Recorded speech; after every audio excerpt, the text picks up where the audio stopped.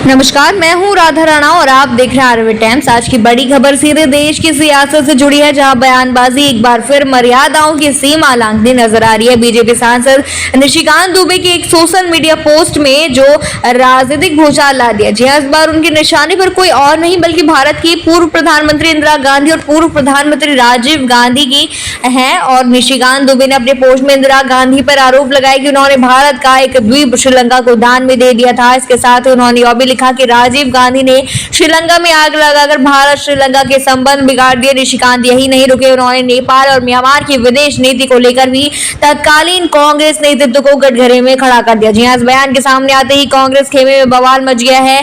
खासकर पप्पू यादव ने इस बयान को लेकर निशिकांत दुबे पर तीखा हमला बोला। उन्होंने कहा कि दुबे का यह बयान न केवल देश विरोधी है बल्कि वह पाकिस्तानी गद्दारों की औलाद जैसी भाषा बोल रहे हैं। पप्पू यादव ने सोशल मीडिया पर लिखा, इससे बड़ा गद्दार कौन? यह पाकिस्तानी गद्दारों की औलाद की भाषा बोल रहा है।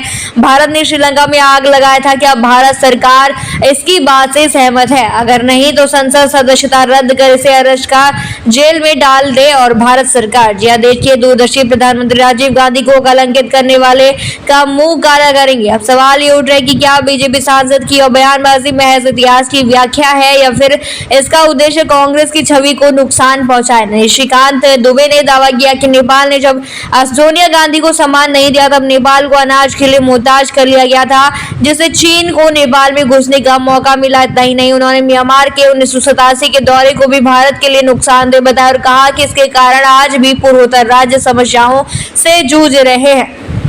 इन सब बयानों पर पप्पू यादव का गुस्सा फूटना लाजमी है। उन्होंने केंद्र सरकार से यह भी सवाल पूछा है कि क्या सरकार इस बयान का समर्थन करती है और यदि नहीं तो करती तो अब तक कोई कार्रवाई क्यों नहीं की गई। जी हाँ, पप्पू यादव ने यहाँ तक कह दिया कि अगर देश की सरकार देशभक्त है तो निशिकांत दुबे की संसद सदस्यता रद्द करे और उन्हें गिरफ्तार करे। दूसरी ओर बीजेपी और निशिकांत दुबे की तरफ से अब तक कोई प्रतिक्रिया नहीं आई है, लेकिन इस बयान ने विपक्ष को एक और मौका दे दिया सरकार को घेरने का। सवाल यही है कि क्या इतिहास की अपनी अपनी व्याख्याओं को सार्वजनिक मंच पर इस तरह उछालना राजनीति की गरिमा के अनुरूप है? क्या इस तरह के बयान देश के प्रधानमंत्री रहे नेताओं की छवि को धूमिल करने की कोशिश नहीं है या फिर यह जनता के ध्यान को भटकाने की कोई रणनीति है? यह भी ध्यान देने वाली बात है कि इंदिरा गांधी और राजीव गांधी का भारत की विदेश नीति में गहरा योगदान रहा है। श्रीलंका में राजीव गांधी की शांति सेना भेजने की नीति और नेपाल के साथ सांस्कृतिक रिश्ते किसी से छिपे नहीं है। निशिकांत दुबे की टिप्पणियों पर कांग्रेस नेताओं ने तीखी प्रतिक्रिया दी है और इसे झूठ की राजनीति बताया है। वहीं सोशल मीडिया पर भी लोग दो धड़ों में बट गए, एक जो इस बयान को सच मान रहा है और दूसरा जो इसे राजनीति का स्तर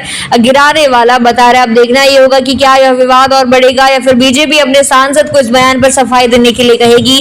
क्या पप्पू यादव की मांग पर कोई कानूनी या राजनीतिक कदम उठाया जाएगा या फिर यह विवाद ही बाकी विवादों की तरह समय के साथ शांत हो जाएगा? फिलहाल तो सियासी गलियारों में हलचल तेज है, ट्विटर पर ट्रेंड चल रहा और टीवी डिबेट्स में बहसें गर्म है। आप क्या सोचते हैं इस पर हमें कमेंट सेक्शन में जरूर बताइए और बने रहिए आरवे टाइम्स के साथ ही चैनल को सब्सक्राइब करना न भूलें और हमारी फेसबुक और वेबसाइट के साथ भी जरूर जुड़ें।